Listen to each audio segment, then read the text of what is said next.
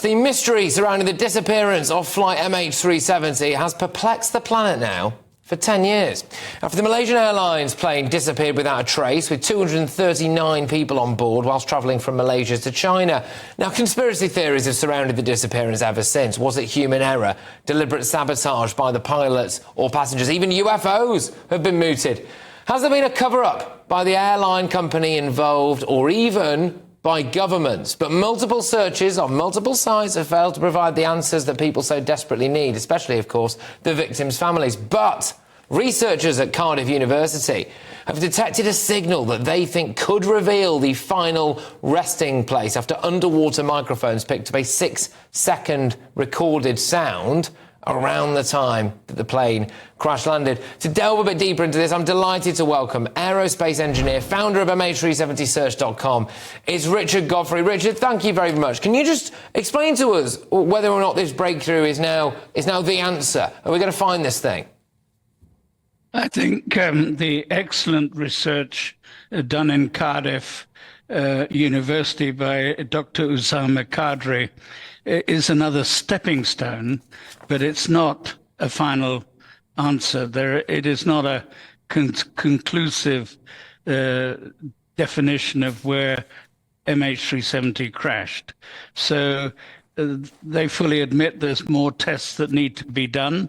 They've made some very, in my mind, clever recommendations that we go out and do further testing on their research, and then hopefully... Well, can I just ask, what does this mean then? So they have now... How's this only coming to light now? I don't quite understand. This was 10 years ago, and now all of a sudden researchers at Cardiff University have piped up and said, oh, we heard a beep.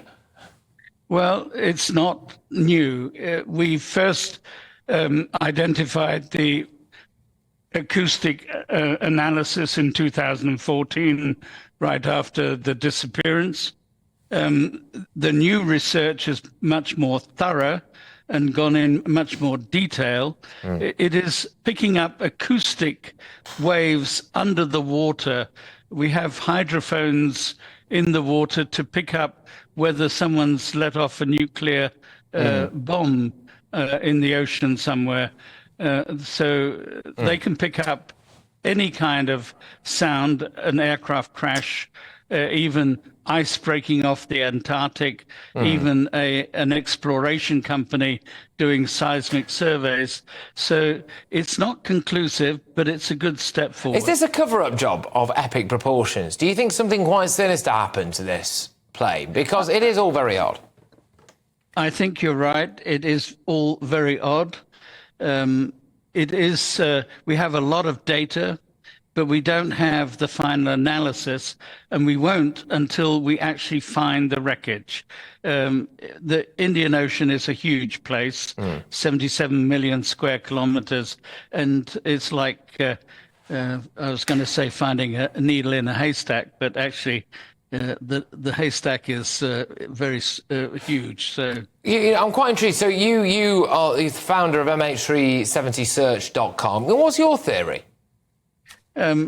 My theory is we have a lot of evidence, and I think we know where the plane crashed. We need to go out there, and fortunately, Ocean Infinity, a company, has made a proposal to the Malaysian government to search in, and they're going back out in November this year.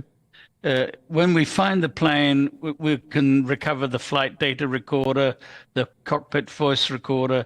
We can learn a lot more. Do you think someone might have shot it down? Sorry? Do you think someone might have shot it down? No, the plane flew until it ran out of fuel. The plane was perfectly in working order. There was an active pilot right until the end. So my only theory at the moment is the captain of the plane actually committed a hijack of his own plane. But until we find it, we won't be able to prove that. OK. Look, thank you very, very much, Richard. Always great to have someone with your expertise on the show and to explain to us a little bit about what may or may not have happened with this mystery. We are potentially a step closer now to knowing and to one of the greatest mysteries of recent times anyway, finally being solved. There's aerospace engineer there, Richard Godfrey. Thank you. Now,